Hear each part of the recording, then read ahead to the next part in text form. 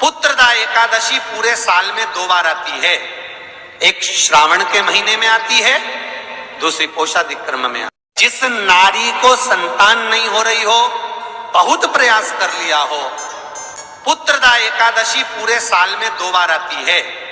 एक श्रावण के महीने में आती है, दूसरी पोषादिक्रम में आती है। पुत्रदा एकादशी होती है, ये संतान की वृद्धि करने वाली होती है। शंकर जी के मंदिर में जाकर, भगवान शिव के मंदिर में पूजन करके घी का 1 कटोरी में घी और 1 कटोरी में खीर शंकर के सामने रख देते हैं।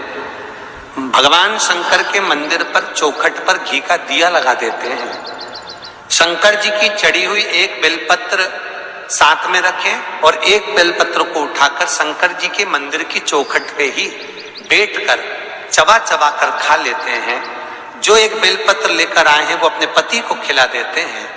कहते हैं पुत्रदा एकादशी के दिन ये कर लेने पर संतान की प्राप्ति हो जाती है, पुत्र की प्राप्ति हो जाती है। महापुराण की कथा कहती है, आप अगर विश्वास रखे हो, सफेद आंकड़े की जड़, जिस नारी का संतान नहीं हो, गर्भ नहीं ठहरा हो, सफेद आंकड़े की जड़, जिस देव अधिदेव महादेव की कथा जिस तुम्बरुका जी ने श्रवण कराई है, शंकर भगवान जिनके सामने बैठकर शिव पुराण की कथा सुन रहे हैं, उन तुम्बरुका जी का नाम लेकर शिवलिंग पे से 21 बार घुमाकर मंदिर में ही कमर पर 7वें दिन रजस्वला धर्म के जो बांध लेता है और 1 पीपल का पत्ता अवधूतेश्वर महादेव का नाम लेकर शंकर पर चढ़ाकर उसको गाय के दूध में उकाल कर रात्रि को दोनों पति पत्नी अगर पीकर सोते हैं, 3 महीने में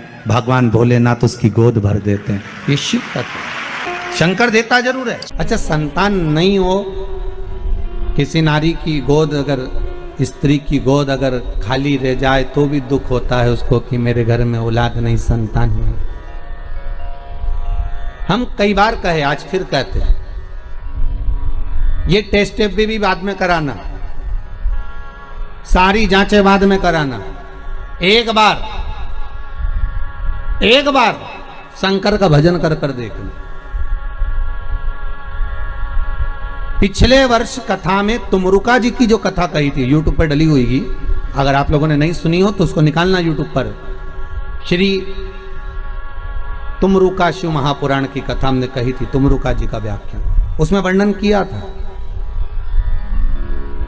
सब जगह से अगर हार जाओ और सारे रिपोर्ट आपकी आपने सब दूर दिखा ली, तो एक बार शंकर पर भरोसा कर कर तुमरुका जी का नाम लेकर सफेद आंकड़े की जड़ को शिव जी पे से रजस्वला धर्म के 7वें दिन 21 बार घुमा लो, नाम गोत्र बोलकर कमर में लाल धागे में बांध लो, पीपल के पत्ते शिव जी को चढ़ाओ, उठाकर लाओ, उस 1 पत्ते को रात्रि को गाय के दूध में उकालो और उस दूध को दोनों पति पत्नी पियो, साथ रहिए। समय आएगा, बाबा चाहेगा तो 3 या 4 महीने में गर्भ ठहर ही जाएगा।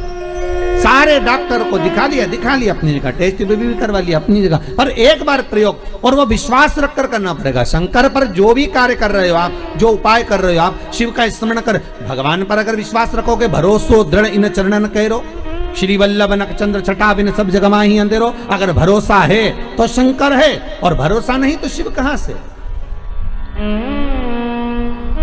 विश्वास लेकर अगर आए हो तो काम तो होगा। ये लोग काशी से आए हुए हैं, विश्वास लेकर ही तो आए होंगे कि हम जाएंगे शंकर की कथा में तो बाबा कृपा जरूर करेगा। कई लोग यहाँ पर बैठे हुए हैं जो विश्वास लेकर आए हुए हैं, दूर दूर से आए हुए हैं, केवल विश्वास लेकर कि भगवान कृपा करेगा किसी ना किसी रूप में, मुझे विश्वास है कि बाबा मेरी सुनेगा। और फिर कहता हूं, कथा में अगर आपने मन लगा लिया, भले टीवी चैनल के माध्यम से श्रवण कर रहे हो, भले मोबाइल के माध्यम से श्रवण कर रहे हो, भले पंडाल में सुन रहे हो, बाबा से अगर दिल से आपने अगर कह दिया तो 3 महीना बहुत होता है सब कामना पूरी होने के लिए। मेरा बाबा आपको कुछ ना कुछ दे ही देता है, बस आपकी रुचि के अनुसार सुख प्रदान कर ही देता है। भगवान कृष्ण की 16,108 रानियां थी। कितनी रानियां? जम के बोलो जरा।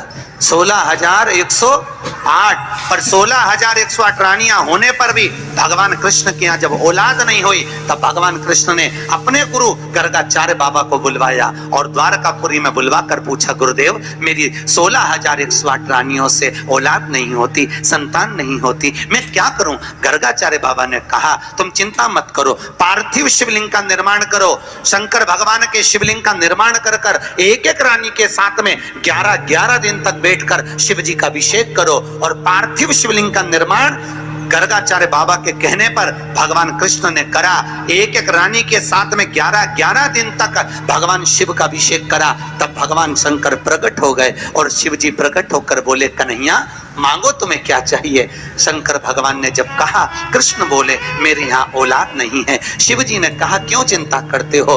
तुमने 11-11 दिन तक एक एक रानी के साथ में बैठकर मेरा अभिषेक करा है। जाओ मैं तुम्हें वर प्रदान करता हूं कि एक एक रानी से तुम्हें 11-11 संतान होगी और 1,77,186 भगवान कृष्ण के बच्चे हुए। ये शंकर जी की कृपा से।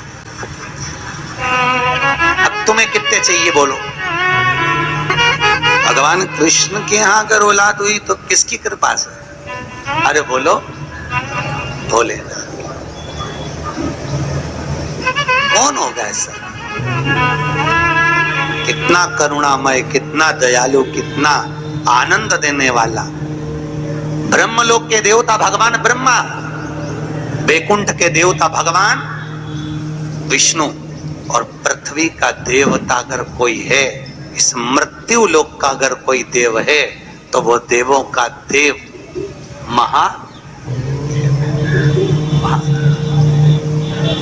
पृथ्वी का देव है, मृत्यु लोक का देव है महादेव। शंकर जी कहते हैं, भले तू ब्रह्मा को भज, चाहे तेरी मर्जी पड़े नारायण को भज, पर मृत्यु लोक का देव तो मैं हूं, पाला तो मुझसे पड़ना है ना, तब निपटूंगा तेरे से। अभी तू जा। फिर पाला कब पड़ता है? जब थोड़ी सी भी दिक्कत आ जाए, परेशानी आ जाए, एक्सीडेंट हो जाए, ब्लड प्रेशर ऊंचा नीचा हो जाए, शुगर बढ़ जाए, अटैक आ जाए, तब सीधे पंडित जी को फोन लगा के बोले महामृत्युंजय का पाठ करा दो। शंकर जी बोले अब आया मेरे पाले में, अब आया और लगे सब पाठ करने के लिए। भगवान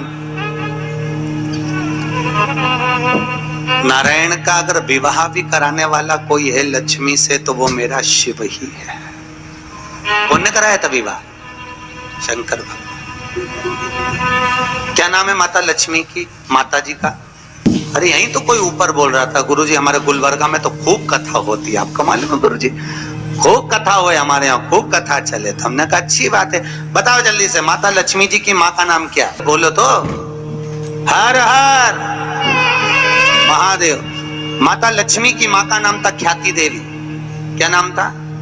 ख्याति देवी। कितनी लक्ष्मी हुई? अष्टलक्ष्मी। उसमें से नारायण को कितनी लक्ष्मी भी आई? 2 लक्ष्मी। एक माता ख्याति की पुत्री श्री लक्ष्मी और दूसरी समुद्र देवता की बेटी लक्ष्मी महालक्ष्मी। ये 2 लक्ष्मियां भगवान नारायण को भी आई। कौन कौन सी लक्ष्मी भी आई? जम के बोलो। एक श्री लक्ष्मी, कौन है ये? माता ख्याति की बेटी। और दूसरे नंबर पर महालक्ष्मी, कौन है ये? समुद्र देवता की बेटी। अब जिस नारायण। ये वीडियो आप लोगों को कैसी लगी है हमें कमेंट करके ज़रूर बताएं। वीडियो हमारी फुल वॉच करने के लिए आप सभी लोगों का बहुत बहुत धन्यवाद।